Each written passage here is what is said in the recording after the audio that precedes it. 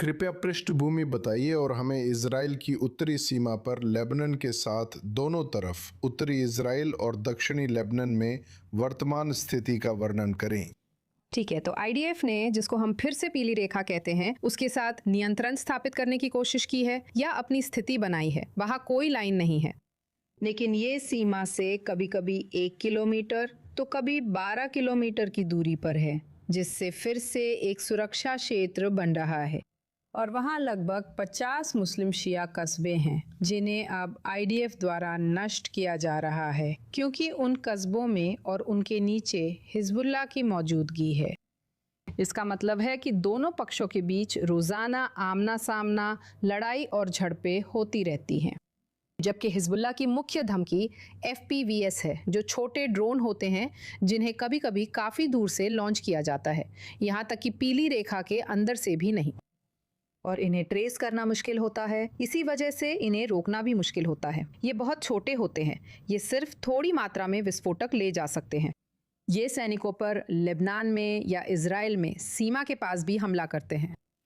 Interception की कोशिश पर अलर्ट्स बजते हैं, इसलिए उत्तर की कई कम्युनिटीज में रोज सायरन बजते हैं। और कभी कभी, जैसे पिछले शुक्रवार को, हिजबुल्लाह ने जानबूझकर इजरायली कम्युनिटीज की तरफ रॉकेट दागे। ये सिर्फ शुक्रवार को अरिया और किरियात में हुआ था, तो ऐसा लगता है जैसे सब कुछ सामान्य हो रहा है, लेकिन असल में जहां हम रहते हैं वहां युद्ध की आवाजें लगातार आती रहती हैं।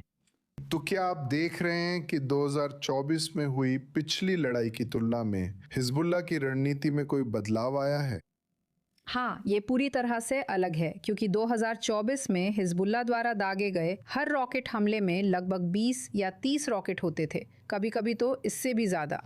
ये मौजूदा अभियान में या कथित युद्ध विराम में नहीं हुआ। मैं सहमत हूँ, कोई युद्ध विराम नहीं है। असल में तेल अवीव के लिए युद्ध विराम है और बेरूत के लिए भी युद्ध विराम है, और पहली अपवाद पिछले हफ्ते रदवान ब्रिगेड के कमांडर की हत्या के साथ हुआ था। लेकिन हिजबुल्लाह की पुनर्गठन की प्रक्रिया को सच में रोकने के लिए ये काफ़ी नहीं है। आईडीएफ की मुख्य गतिविधि दक्षिण पर केंद्रित है और हिजबुल्लाह की मुख्य गतिविधि इजराइल के उत्तर पर केंद्रित है। तो आपने हिजबुल्लाह के पुनर्गठन प्रयासों पर बात की। वे अपने हथियार कैसे प्राप्त कर रहे हैं? ये तीव्र लड़ाई का दूसरा दौर है, हालांकि अब ये मार्च और अप्रैल की शुरुआत की तुलना में थोड़ा सीमित है। लेकिन उनके पास अभी भी रॉकेट्स हैं जिन्हें उन्होंने दागा है, उनके पास अभी भी ड्रोन्स हैं, उनके पास ये FPVs हैं। क्या ये खुद बनाए हैं या उन्हें लेबनान में तस्करी करके ला रहे हैं? FPV ड्रोन शायद आयात हुए हैं, लेकिन वे इन्हें लेबनान में जोड़ने की क्षमता भी विकसित कर सकते हैं। अन्य ड्रोन भी बनाए जा सकते हैं, हमें जानकारी है। UAV बनाने के लिए छोटे निर्माण वर्कशॉप्स हैं।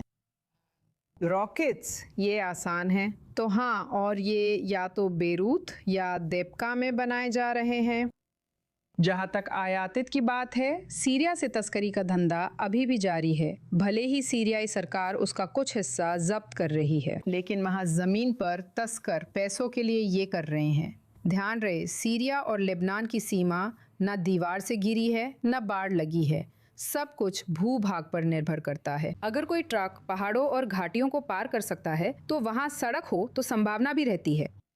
इसके अलावा शायद समुद्री मार्ग भी सक्रिय है। हरीरी एयरपोर्ट में अब पहले जैसी ईरानी उड़ानें नियमित नहीं आती, सिर्फ राजनयिक ही आते हैं, शायद वे भी कुछ लाते हों।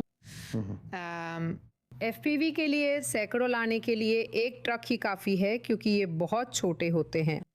सरित, आप जो बता रहे हैं वो वाकई उल्लेखनीय है। मेरा मतलब है ये लेबनान में दूसरी संघर्ष विराम है, जैसा कि मैंने बताया 2024 में हुई तीव्र युद्ध के बाद। अब उस समय इजराइल ने अंत में कहा था कि उसने हिजबुल्लाह की क्षमताओं को काफी हद तक कम कर दिया है।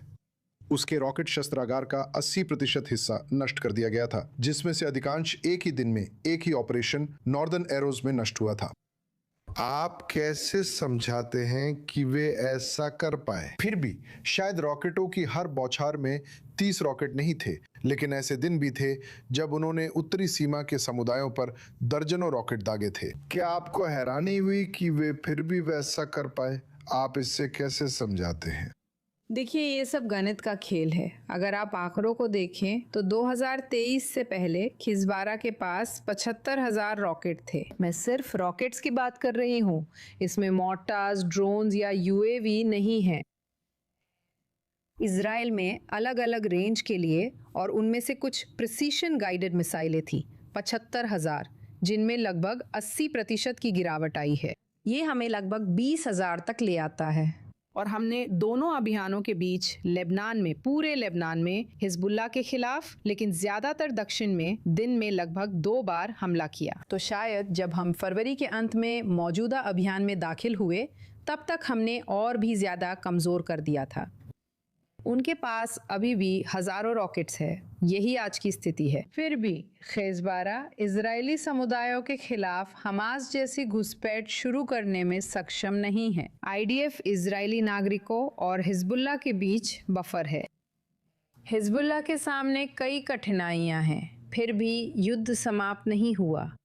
हालांकि हमारी जिंदगी सामान्य नहीं है, हमें चीजों को संतुलित नजरिए से देखना चाहिए। आज की स्थिति 2023 से पहले जैसी थी उससे बेहतर है, क्योंकि हम उन्हें हर दिन सीमा रेखा पर देखते थे और अब वे वहां नहीं हैं।